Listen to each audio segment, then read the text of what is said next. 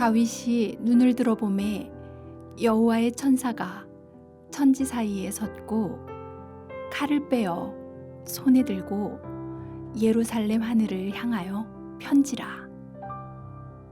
다윗이 장로들과 더불어 굵은 배를 입고 얼굴을 땅에 대고 엎드려.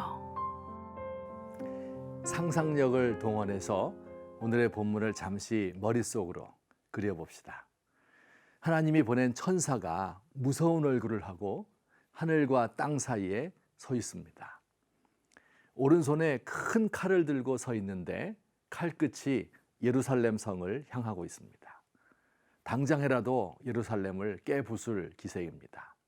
지금 예루살렘에서는 전염병이 돌아 사람들이 죽어나가고 있는데 천사가 칼로 내리치면 이 병이 더욱 빠른 속도로 확산되어 금세 전멸할 것입니다.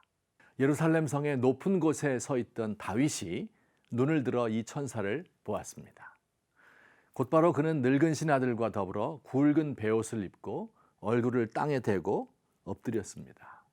무슨 뜻입니까? 무슨 의도로 이런 행동을 한 것일까요? 다윗은 지금 몸으로 말하고 있습니다. 하나님의 천사여, 정녕 예루살렘을 치시렵니까? 그러면 먼저 저부터 죽이고 가십시오. 다윗의 이런 행동에 하나님이 보낸 천사는 예루살렘을 향하여 겨누던 칼을 거두었습니다. 다윗은 제단을 쌓고 제사를 드렸고 하나님은 불을 내려 제물을 태움으로 다윗의 회개를 용납하셨습니다. 다윗의 회개와 백성을 책임지려는 자세로 인하여 예루살렘은 치유되었고 다시 평안을 되찾았습니다.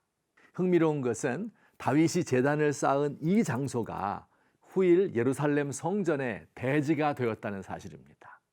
다윗의 회개 기도와 성전은 깊은 관계가 있습니다. 하나님의 진노를 다윗이 가로막은 것처럼 성전이 바로 그런 장소이기 때문입니다. 성전은 이스라엘 백성들의 죄를 벌하시는 하나님께 대제사장이 백성을 대신하여 용서를 구하는 곳입니다. 다윗의 때로부터 1000년이 지난 후 바로 이곳 예루살렘의 높은 곳에서 하나님의 진노를 몸으로 가로막은 분이 또 한 분 있으니 바로 십자가 위에 예수님이십니다. 예수님은 마치 과거 다윗이 그러하였던 것처럼 아버지 저들을 사하여 주옵소서 자기들이 하는 것을 알지 못함이니이다 라고 십자가 위에서 기도하셨습니다. 그런데 다윗과 예수님이 다른 점이 있다면 다윗은 하나님의 용서를 받아 죽지 않았고 예수님은 죽음을 당하였다는 사실입니다. 다윗이나 성전의 제사장들은 예수님 십자가의 그림자에 불과했던 것이죠. 예수님은 인류에 내리신 하나님의 진노를 실제로 자신의 몸으로 막으셨습니다. 우리가 심판을 받아 죽지 않게 된 것은 다윗의 자손이며 진정한 대제사장이신 예수님이 우리 대신 죽으셨기 때문입니다. 예수님을 따르는 우리들은 예수님을 본받아야 합니다. 예수님이 십자가 위에서 기도하신 것처럼 죄 지은 사람들을 용서해 달라고 중보기도 해야 합니다. 다윗이 예루살렘에 내리는 재앙을 몸으로 막은 것처럼 우리도 다른 사람의 형벌을 감당하겠다는 기도를 드려야 합니다.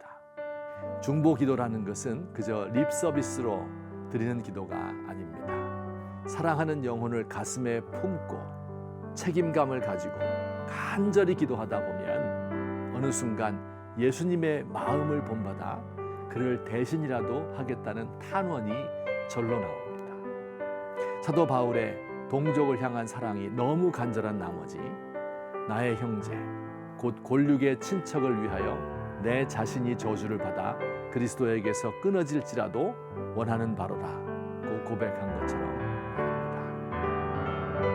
말입니다. 하나님 아버지, 가장이 자녀들을 품고 지도자가 국민을, 목회자가 성도들을 품에 품고 간절히 간구하는 중보기도가 회복되기 원합니다.